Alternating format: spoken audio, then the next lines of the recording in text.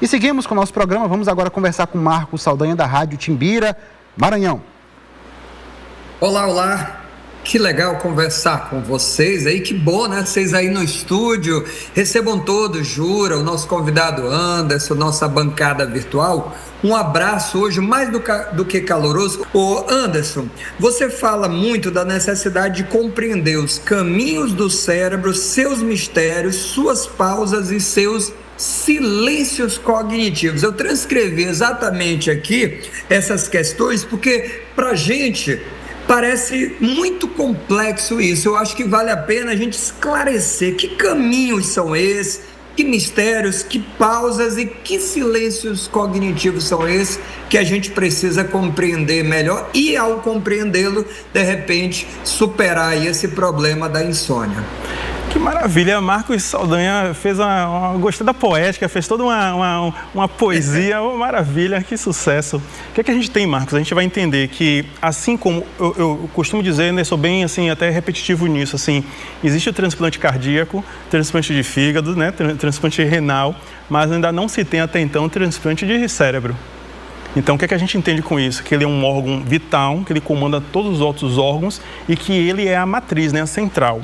Então, assim como a fome, assim como a sede, assim como diversas outras reações, né, do nosso comportamento, o sono é produzido pelo nosso cérebro. Lembra aquela situação que tem o AVC, né, o acidente vascular cerebral, ou popularmente conhecido como derrame? Então, a pessoa tem um AVC e ela perde um pouco a fala, ela tem uma fala um pouco comprometida para algumas pessoas. Só que aquela fala, aquele problema ali não foi nada no aparelho fonador. Então, ou seja, foi um acidente cerebral que comprometeu uma área cerebral que ele é responsável pela produção da fala. Então, essa pessoa vai ter que passar por um programa de reabilitação neuropsicológica, né, conduzida pelo fono, para poder reensinar esse cérebro que já falou a falar. Então, ela vai produzir aqueles fonemas e vai recuperar aquela fala. Assim é também como o tocar. Algumas pessoas têm um AVC e perdem a coordenação motora fina. Então, há um programa de reabilitação neuropsicológica, agora conduzida pela fisioterapeuta, para recuperar. Então, ou seja, não é nada nos tendões, nos músculos. Então, a pessoa vai reaprender esse cérebro que já pegou, que já tocou. Então, assim é com falar, assim é com tocar, assim é com dormir. Então, assim, existe um programa de reabilitação neuropsicológica para o sono.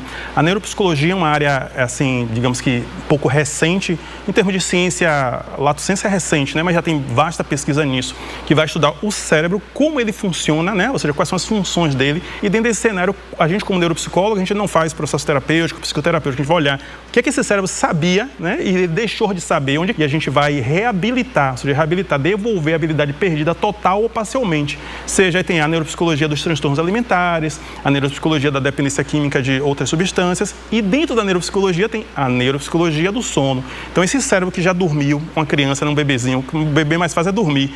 O que aconteceu do momento ali da criança até agora que ele perdeu essa capacidade? E aí respondendo diretamente, concluindo, o nosso cérebro está o tempo todo captando pistas ambientais. A gente tem o nosso chamado SARA, né, que é o Sistema Ativador Reticular Ascendente, que ele está o tempo todo captando pistas ambientais e regulando em que momento eu estou, existe alguma ameaça próxima, ou seja, qual a temperatura, qual a pressão. Então, assim, existem marcadores ambientais que sinalizam para esse nosso cérebro que horas são. Só que nosso estilo de vida, a forma como nós lidamos, desincroniza relógio social de relógio biológico. Então, socialmente é 10 da noite, só que biologicamente esse cérebro está registrando 1 da tarde. Então, não vai dormir. Então, desde horário de se alimentar, desde que a exposição à luz artificial, ou seja, a luz é um marcador. Se tem luz é dia, se tem dia é sol, se tem sol não vai dormir.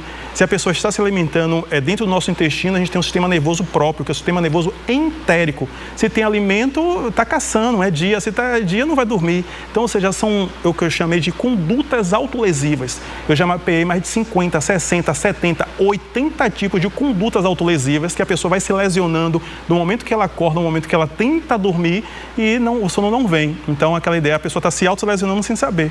Então, o que é que a gente vai fazer? Mapear essas condutas autolesivas, desde que a alta exposição à luz artificial, são diversas. E a gente vai sincronizar esse cérebro para trazer ele justamente para a função natural dele. Ou seja, é uma intervenção, eu costumo dizer, com a cirurgia sem bisturi. A gente vai sinalizando ali, vai fazendo esse programa de reabilitação neuropsicológica. É reabilitar. Enfim, não sei se respondi aí a contento, Marcos. Acho que deu para responder sim. Anderson, obrigado mais uma vez.